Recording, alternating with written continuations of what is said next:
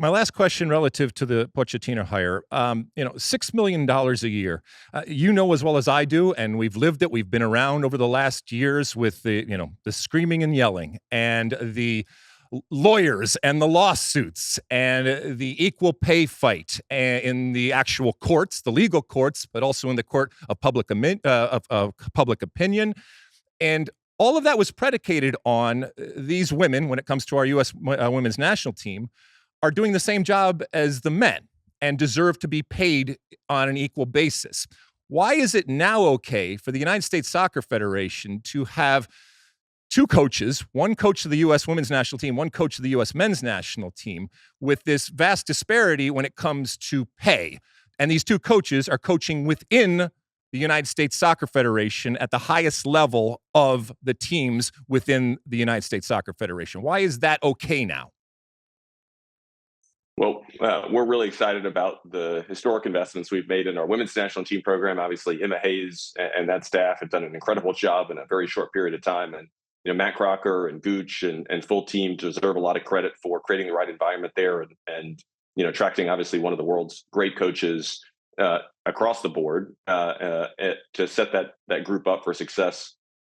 And obviously, Emma and team have done an incredible job in delivering what was an awesome summer and a gold medal that we're all incredibly proud. And we're excited about what's in store going forward. Obviously, it's a young team and a group that has a lot in front of them. And I know Emma and the staff are excited about our upcoming games in Austin and Nashville and Louisville. So hope to see folks there. And of course, as we shared, we're making record investments across the board. And one of the things that is unique about our organization is, the success of the men's national team helps drive what we can invest in the women's national team, and the success of our women's national team helps drive what we can invest in the men's national team, as well as our youth national teams and our extended national teams. As you know, U.S. Soccer is the world leader in disability soccer. We have more disability national teams than anyone else. And so the economic engine of those are our women's and men's national teams. And all of anyone who buys a ticket, anyone who sponsors us, anyone who gives us money, you're supporting all of that.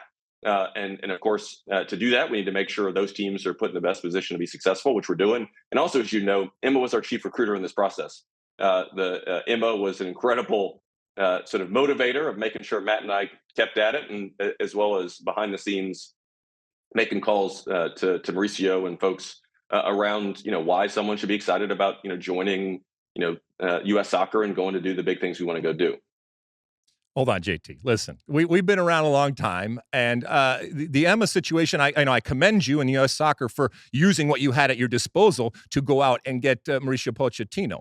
But I hear my listeners and I hear my viewers right now going, yes, but why is Emma Hayes not being paid the same as Mauricio Pochettino? And so that ultimately is the question that I'm asking you. And I know I'm playing a little devil's advocate here, but given the incredible history, especially over the last few years of what happened, I think it's a fair question to ask you. And when I say you, I'm asking the United States Soccer Federation. Is it not Understood. Hypocritical? I think one of the things that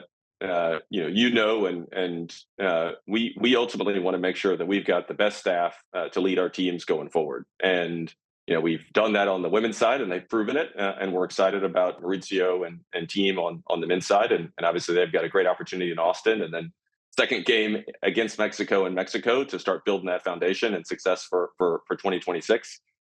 We also, as you know, Emma is in a very long-term contract with U.S. Soccer, and we're investing very heavily in ensuring not just that she has the resources with the staff and everything around it, but the program more broadly to ensure that we're set up for success. Similarly, we want to make sure that Mauricio and his team are ready to go for 26. And so, for us, we want to make sure we've got the best people in those positions and give them the best sort of ability to be successful. And that starts at the top and making sure that we've got the best coaches. We're very, very happy with our folks from the women's side and the men's side, and excited to continue to go do big things together.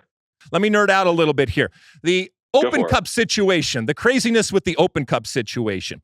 Do you believe that Major League Soccer, and again, this isn't me pitting you against Major League Soccer, because I think you recognize and understand and respect that MLS needs the United States Soccer Federation. The United States Soccer Federation needs MLS, as they do all professional leagues. But do you think Without that question. MLS, with their decision when it came to the U.S. Open Cup, do you think that they violated the PLS, the rules and the regulations that regard sanctioning for Division I, Division II, Division III that comes from the United States Soccer Federation? Do you think that they violated those rules by not participating or not fully participating when it comes to this latest version of the United States Open Cup? And do you think that that matters?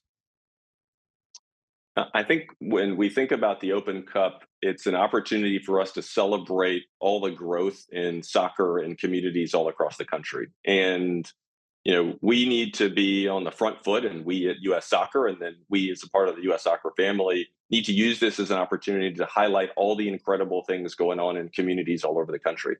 When I was able to go to some early Open Cup games this year, and seeing the owners of these teams and seeing the fans come together around these exciting sort of games, and really it was their chance to show the country, hey, here's what we're doing in this community, and here's how we're bringing soccer to somewhere that hasn't had it before. And to me, that's something we want to highlight. That's something we want to lean into. And so we need more of that, and not just through the Open Cup, but more broadly. And that's something that I think will be front and center as we march forward to US Soccer, is making sure that we are collectively celebrating, the millions and billions of dollars really that are investing in infrastructure and jobs in communities, and, opportunities for kids like you and me when we were little to fall in love with the game. So we need more of that. We need to celebrate that, and we need to highlight that. Specifically as it relates to the Open Cup. Mm-hmm. This is something that for varying reasons had not been invested in for a long time. That your listeners know that, and that's something that we need to work together with folks all across the landscape to say, hey, how do we turn this into something on a go forward basis that brings to life the best of American soccer, that encourages more communities to invest in soccer and provide more opportunities, and to give fans a new opportunity to learn and fall in love with teams and players and coaches all across the country. And so to me, this needs to be very much around what are we doing going forward, and how do we make sure that this is something that people are excited about, and they can see the benefit, no matter who you are across the American soccer landscape, on why this is so important to the future of the growth of our sport, and the growth of our ecosystem, and why everyone should want to be a part of it. Speaking of helping people, in the past, the United States Soccer Federation has helped financially the NWSL for many years, actually. Do you see the United States Soccer Federation in the future doing that with other leagues, or do you think that the leagues and the sport has grown where you don't have to do that anymore? It's a really good question. And a big part of my time and our time is thinking through, how do we encourage more positive capital coming into our sport? Reference to growing the soccer economy. It's probably the least, sort of discussed part of our sort of soccer discourse, but potentially one of the most important. And all of these things we want to go do. And I know sometimes you make reference to this online, and when people ask you questions, is this costs money. And so, a big part of how we make things happen is making sure that we have the right investors. People view us as US Soccer as great stewards of capital to drive big impact. And as we think about, going forward, we want to be in a position to very strategically invest in the growth of the ecosystem. And so, whether that's, investing in infrastructure like the Arthur M. Blank National Training Center, whether that's investing in digital infrastructure. So big investments going on right now around, how do we scale our talent ID network well beyond what can physically be seen in person? How do we invest in scaling the knowledge of coaches across the country? How do we invest in our Safe Soccer initiative and scaling sort of participant safety efforts? So there's a lot of infrastructure investment that we're doing. And then ultimately, a big sort of thing that we want to be able to focus on is how do we all get aligned across the ecosystem to continue to invest so that our market grows and that we all benefit from that. And so, what that exactly looks like in terms of partnerships or investment, or where US Soccer focuses and where other folks in the soccer ecosystem focus, that's squarely in front of us in terms of things we're working on. But we are only going to do this if we're working together. We're only going to do this if we all can align on, hey, we got this really big vision of what soccer can look like in the future, and we all want to go on that journey together. And ultimately, it is going to take resources. So it's a great call out, and I'm glad we're actually having a discussion around this because it's not talked about enough. You like that clip? Well, my State of the Union podcast drops twice a week right here on my very own YouTube page. The only way to stay up to date is to hit that subscribe button down below. Size the day, and see you soon.